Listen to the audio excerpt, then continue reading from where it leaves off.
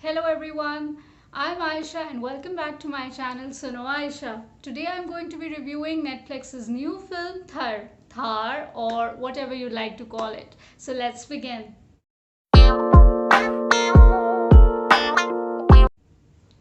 Thar is a dark thriller set up in the desert of Thar, which is near Sindh. It's a story about crime, about action, and lots of thrill. The story is directed by Raj Kapoor and produced by Anil Kapoor Films. To be honest, मुझे ये film बिल्कुल अच्छी नहीं लगी. अब क्यों अच्छी नहीं लगी और इसकी प्लॉट लाइंस में ऐसी क्या क्या खामियां हैं ये तो हम आपको आगे आगे बताते रहेंगे. Overall story is very weak in itself. पूरा जो फिल्म के दौरान इतना स्लो मोशन है, इतना स्लो मोशन है, इतना फोकस है जानवरों पे. ठीक है, सिनेमाटोग्राफी अच्छी है and they wanted to establish the whole ambience and environment, but that does not mean that you rob your viewer of the actual twist and turn everything else. I mean जानवरों को देखने के लिए तो कोई film नहीं देख रहा ना ही सैरा की मिट्टी देखने के लिए. कई कई मिनट जो है वो खाली शक्लों पे फोकस है, लोग बोल नहीं रहे. And to be honest, I don't understand such kind of cinema. I can't relate to it, so I really didn't like it. I like people talking, people expressing, letting the viewer know what is happening, जबकि ऐसा कुछ भी नहीं है इस film में. So story शुरू यहाँ से होती है कि एक बंदे की लाश जो है वो लटकी हुई होती है एक ट्री से, and the cop of that village is called upon and he has to search कि ये कौन इस मर्डर के पीछे इन्वॉल्व है. The super cop is obviously Anil Kapoor because he is the producer of the film.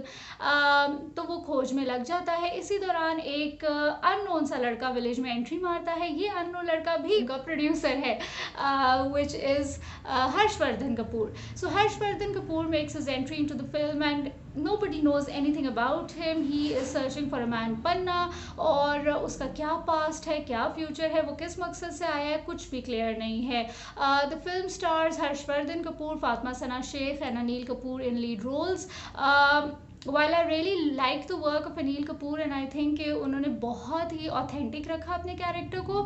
I think Harshvardhan Kapoor was more of a silent character और probably a guest appearance. मुझे नहीं समझ आती वो लड़का किसी भी फिल्म में आके बोलता कुछ क्यों नहीं है, and why is he so silent and why does he want to express everything through his eyes. I mean okay, but you need to speak as well. उस बंदे के हार्डली फिल्म में कोई 10 से 15 डायलॉग्स होंगे I think. And then we have Fatima Sana Shaikh. Fatima Sana Shaikh जो कि दंगल से बहुत ज़्यादा फेमस हो गई, and then she continue to do some amazing films. In this film honestly she disappoints a lot because she has been wasted. हर character has been wasted. It has been just used as a filler. Main focus जो है वो अनिल कपूर हर्षवर्धन कपूर पर ही है. Although towards the end Fatima Sana Shaikh एक story में important twist लेकर आती हैं, but it is so late कि तब तक आप उनकी परफॉर्मेंस से ऑलरेडी उगता चुके होते हैं.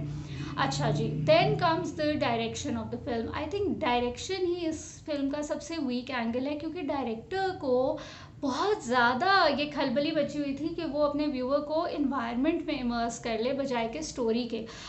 तो स्टोरी इतनी वीक होती गई कि honestly after like the interval you get absolutely done and you're like ये कब ख़त्म होगी. और जब तक क्लाइमेक्स तक आता है तो क्लाइमेक्स इतना एंटी क्लाइमेटिक हो जाता है कि आप कहते हो कि ये कहाँ से क्या जोड़ा है इस बंदे ने और क्यों जोड़ा है. मतलब कोई सेंस नहीं बन रही, कहाँ की स्टोरी कहाँ को ले आया. लग तो ऐसे रहा था कि जैसे कोई हीरोइन टाइप ग्रुप इन्वॉल्व है जो ये सारे मर्डर्स कर रहा है, and there is a whole conspiracy going on. और अनिल कपूर कुछ अपने करियर में फाइनली ग्राउंड ब्रेकिंग करने वाला है, लेकिन ना उसको करियर में कुछ करने दिया, ना इस फिल्म में कुछ करने दिया. इंस्टेड जो क्लाइमैक्स लेकर आए उससे बंदा कहता है कि like why am I watching this film, like why.